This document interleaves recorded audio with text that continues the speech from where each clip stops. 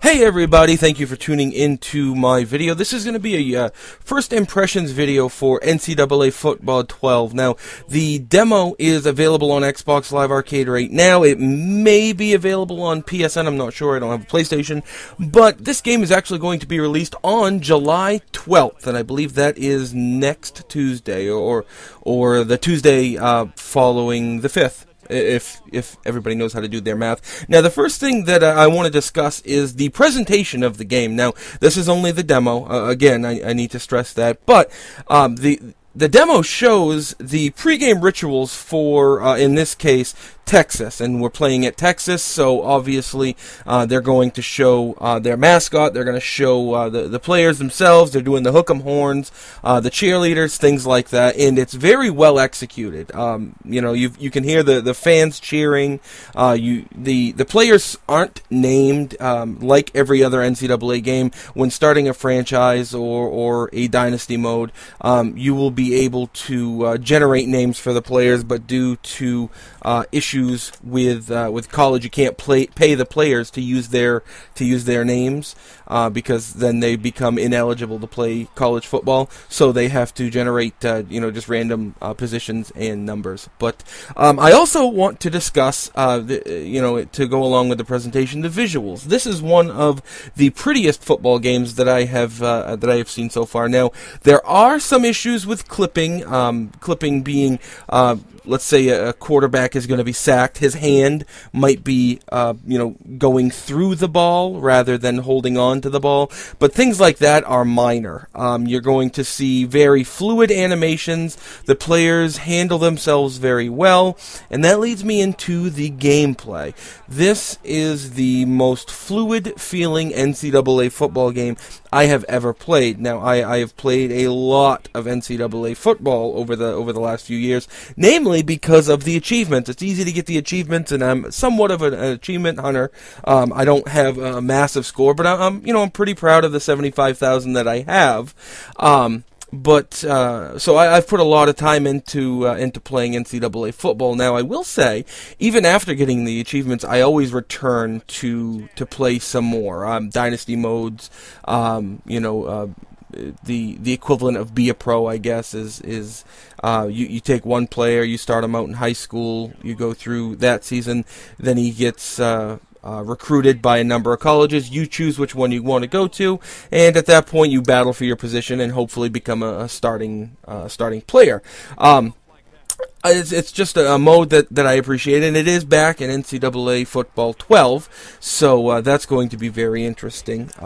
The other modes are the Dynasty, which is the equivalent of the franchise, where you get to recruit certain players depending on your college. Certain players from Texas want to go to Texas or Texas Tech. Players from Florida want to go to Florida University or University of Florida, one of the two, things like that. And what's unique about the game this year is that as you start as a coach, you can choose offensive or defensive coordinator for a particular team. So let's say I start off as defensive coordinator for Oregon, the Ducks. At that point, I am going to control only the defense because I'm not an offensive coordinator. The offense is going to do their own thing. It's almost like a simulation. But if I do my job on defense, the other team won't score and we'll win the games anyway. From that point, after your contract expires, you may get a contract offer for defensive coordinator somewhere else, or a team that needs a head coach might offer you that position, and it's your job at that point to try to take your team to the BCS championship. Now, I'm the type of player that I usually play on recruit, and I adjust the sliders so that I'm guaranteed to win. But I am very interested this year in playing online. And obviously, when you play online and you play against people, the difficulty spikes through the roof. I only play for fun. I'm really not all that good, but I enjoy the game. So if anybody ever wants to get a chance to play with me, toss me an invite. I want to talk now about the audio, the sound of the game. Now, for fans of NCAA football, you'll know over the last few years, they tend to put in a little bit extra for the audio in terms of commentary, sounds and things like that, and then they'll reuse the things from the previous ones, and that is again apparent in this iteration of the game.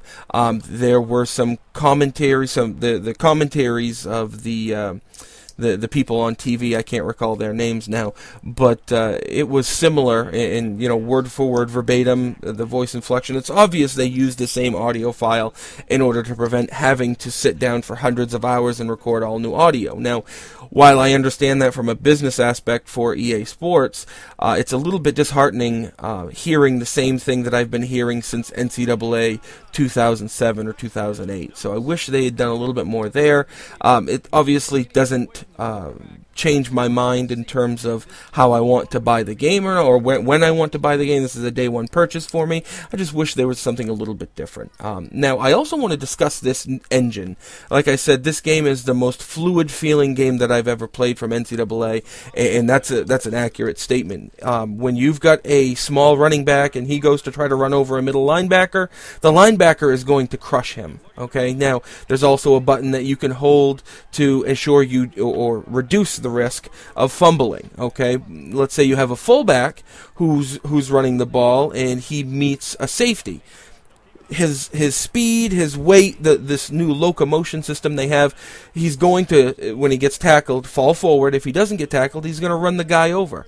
So the players themselves, if you've got a tight end, he's going to be more of a power player. If you've got a wide receiver with high agility, you're going to want to juke. You don't want to run people over and truck them like you could in all the previous NCAA games, and that's great. It really adds a touch of realism to the game.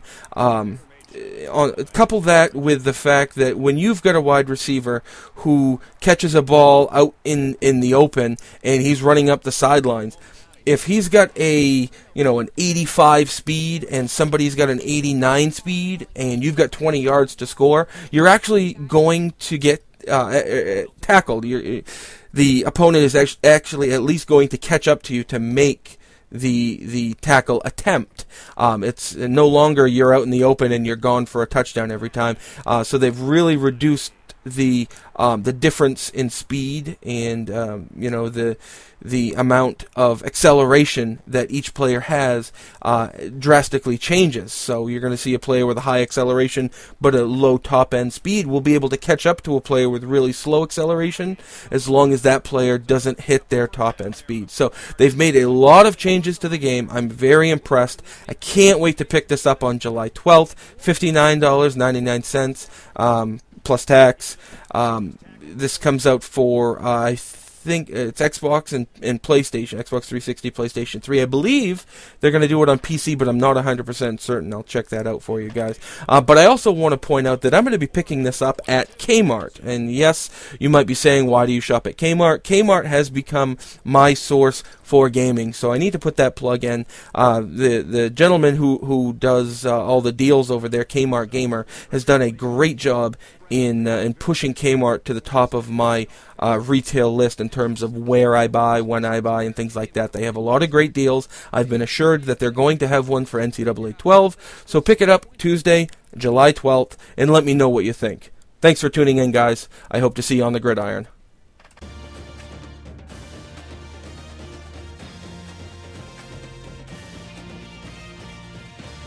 Couldn't have asked for a better game from this guy. He's our player of the game winner.